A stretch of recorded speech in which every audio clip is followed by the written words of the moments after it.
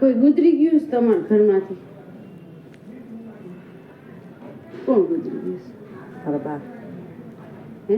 મારા મમ્મી, મારા મધર.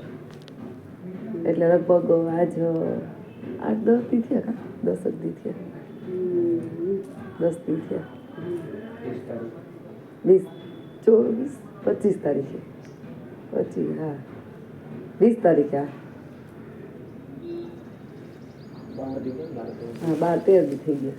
હા, એક પીપરો હોય ને, એક પીપરો એમાં આટલો ઘઉંનો લોટ બાંધજો, એમાં કંકુ, હળદર ને ચોખા નાખવાના. શું કીધું? કંકુ, હળદર ને ચોખા અને પિંડ આવડો ગોલ ગોલ દડો કરવાનો, રોટલી કરીને અને પીપરાને પાન લેવાનું, પીપરાને હેઠે પાંદડા હેઠે મૂકી આવીને ત્યાં પાણી પીવરાઈ આવજો. એનો તમારામાં બહુ જીવ એમ. મારી બાનો મારા રૂવાડા ઊભા થઈ ગયા. તમે વાત કહેજો. એનો તમારા જીવ છે. ના તમને મોકલા ના હિંમત કરાય ને તમારા બાએ મોકલા. એમ હા હા તો ખરું બાથી વધારે તો હમણાં જ જજી ગુજરી ગયા છે. વિશ્વાસ રાખજો એનો. અહીંયા બહુ મોટા મોટા માણા આવે છે, હું કોઈને કરતી નથી બેન. પછી અહીંયા પડી જાય છે, બીજાને લે આવે, બીજો ત્રીજાને લે આવે. સાચી વાત છે. હવે તમે મને કહેવો ને તો હું રવિવારે એમને વિધિ ચાલુ કરી દઉં. થઈ જાય તમારું થઈ જાય કામ, તમારું સરસ થઈ જાય. અને બાઈને મૂકી જ દે, પાછું વળીને જોવે ને મૂકી દે. ઘરવાળા પાછા વળી જાય. ઈ નથી જાતા પણ એનું ઓલું કર્યું હોય ને ઈ વસ્તુ મોકલે છે ને ઈ જાય.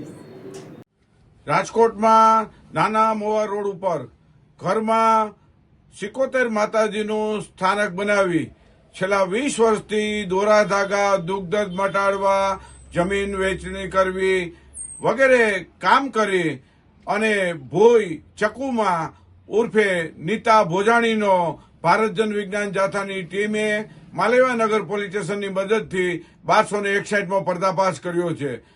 અમે લોકોને અપીલ કરીએ છીએ કે આવી ભોઈ લોકોની સંવેદના સાથે, શ્રદ્ધા સાથે ખિલવાડ કરે છે, ભાવનાઓ સાથે, ઉપરાંત શારીરિક, માનસિક, આર્થિક શોષણ કરે છે.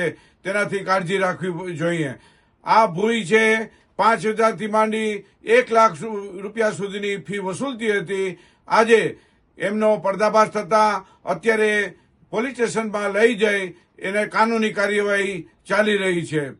આ મહિલા પોતાના ઘરની બહાર જુદા જુદા મૃતક કે સુરાપુરા કે પિતૃના મોક્ષાર્થે એની ખાંભી ખોડીને લોકોને ડરાવવાનો ભરપૂર પ્રયત્ન કરતા હતા. કાળા વસ્ત્રો પહેરતા હતા અને ખાસ કરીને અમાસ અને ભારે દિવસો અને કાળી ચૌદસના દિવસે તંત્ર મંત્ર વિદ્યા કરી લોકોમાં ભયનો માહોલ ઉભો કરતી હતી. લોકોએ સાવધાન રહેવું. અમે જોવાનું કામ કરતા હતા પણ હવે આજથી નહીં કરી. વિજ્ઞાન જાથા વાળા આવ્યા હતા, તમને ના પાડી દીધી, તમને બધું બંધ કરી દે બસ.